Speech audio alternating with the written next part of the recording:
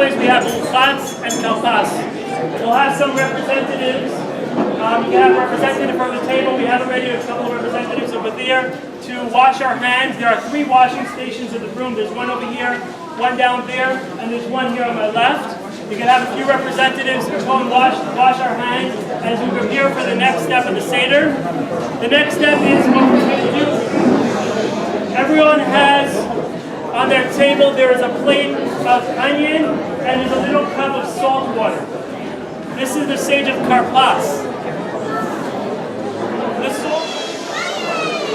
We're going to say the blessing together. Everyone grab a little onion, dip it into the salt water. Onions on the table, blow through the salt water. We're going to say the blessing together.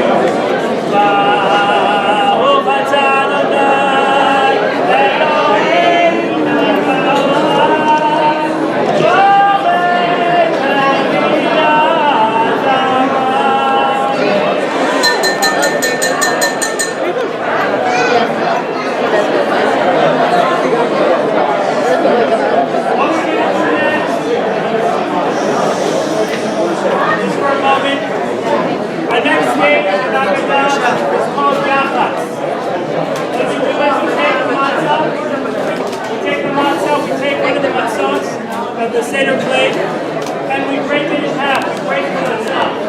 Part of it we keep behind for the afikoman. Behind for the afikoman. We lower it down. I can't hear it all the time.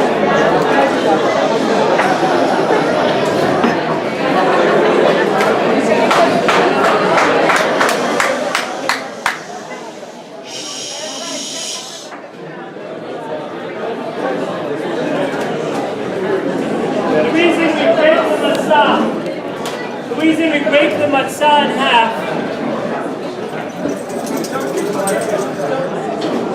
the whole vessel cannot contain only as much as you can fit in. But when the vessel is broken, you can do even more. Rabbi Nachman of Breslov said, "En davar yoter shalem milev shavu." There is nothing more whole than a broken heart. And if we want to move forward, if we want to achieve, we first need to be broken. And that's why our first step, one of our first steps in our liberation, in our Yetziat Mitzrayim, in our exodus of Egypt, we break the matzah in half. So we're going to do this together. We'll break the matzah. Part of it is hidden for the afikoman, and part of it we keep now for the seder. The Lubavitcher Rebbe, Rabbi Menachem Mendel Schneerson, the spiritual leader of the Chabad movement. Someone from the Federation in New York came over to the Rebbe, and he told the Rebbe, I have an idea. I have an idea in order to commemorate the Holocaust, what we should do. Every family that hosts a seder, every family that has a seder table should have one chair that is empty in order to commemorate the Holocaust. And the Rebbe said, I don't like that idea. I have a better idea. If you truly want to commemorate the Holocaust, if you truly want to show the world that we have moved on, we have continued, we have grown, why don't we take an extra chair at the seder table and fill that extra chair? Bring someone from the outside who does not have a seder table and have him join us here tonight at the seder table. Amen. And that's what the Rebbe wanted. With that, let us read together in the bottom of page 28, and let us welcome all those that do not have a place for the seder table. We'll read together in English at the bottom of page 28. Halach ma'an yad, this is the bread of affliction that our fathers ate in the land of Egypt. Whoever is hungry, let him come and eat. Whoever is in need, let him come and conduct the seder of Pessah. This year, we are here. Next year, in the land of Israel. This year, we are slaves. Next year, we are free people. Hashata avdim l'shana haba'ah v'nezrovi. We move on to the next stage of the Seder, where we read the Ishtana? We have the 4 questions. We get a bit.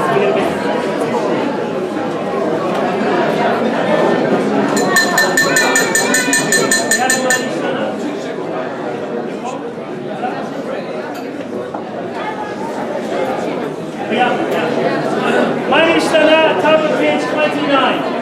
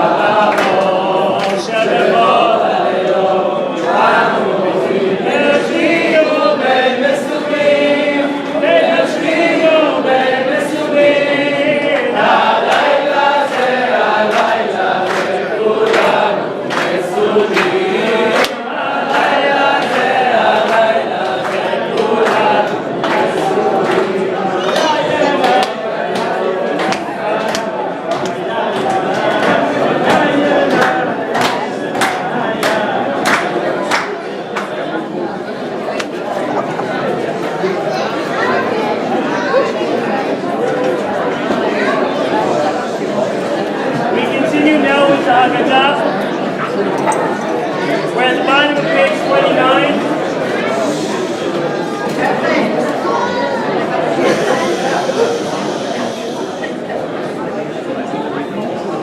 What we'll do is we have a few volunteers that will be reading through the entire Haggadah, the entire Magid.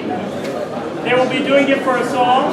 And if you'd like to join, you're welcome to read through the entire Haggadah, through the entire Magid.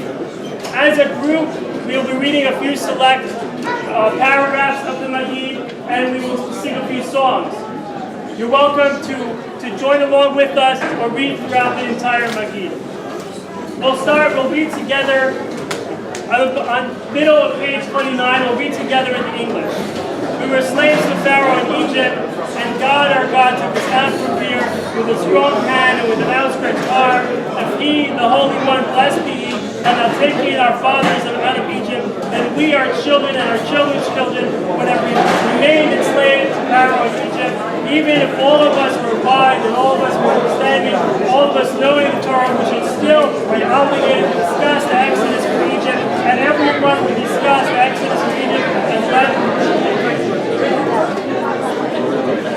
we move on to the 4 sons. There are 4 sons that joined us here at the seder table. There is Achad Chacham, there is the wise son, there is Achad Rasha, there is the wicked son, there is Achad Tam, the simple son, and there is Achad She'eino Yodea Lishol, one who does not know how to ask. Now each of these 4 children, we have very important lessons and messages that we can learn from these 4 sons. The wise son, he asks questions. What makes a person wise is asking questions. Judaism encourages asking questions. Lo habayishan lamed, the bashful one does not learn. If you want to learn, you need to inquire, you need to ask, and you need to study. The Rasha, even the wicked son, although he may be the wicked son, but he joins the Seder. He's at the Seder table. He cares. He cares for the Seder table. He may be asking some questions, but he wants to participate and he wants to engage in the Seder. The simple son, he's simple. There are no issues. There are no complications. Everything is simple. And then you have the son, She'eino Yodea Lishol, that does not know how to ask. And the problem with this son is that he's not engaged, he's not interested.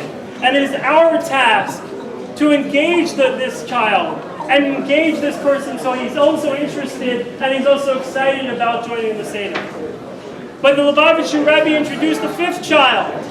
There's a fifth child at the seder table in the Haggadah. But the fifth child does not join the seder. The fifth child does not come to the seder. The fifth child does not know that there is a seder. And it is our task to bring that fifth child home. To make sure that the fifth child has a place and has a seder and know that there is a seder.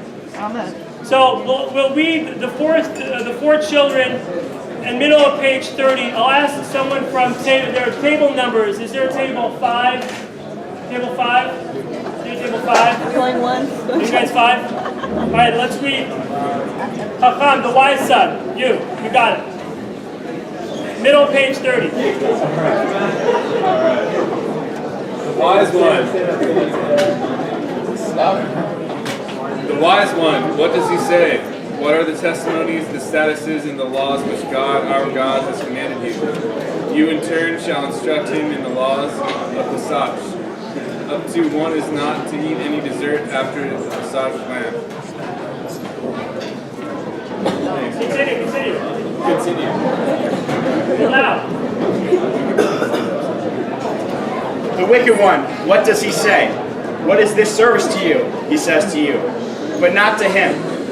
By thus excluding himself from the community, he has denied that which is fundamental.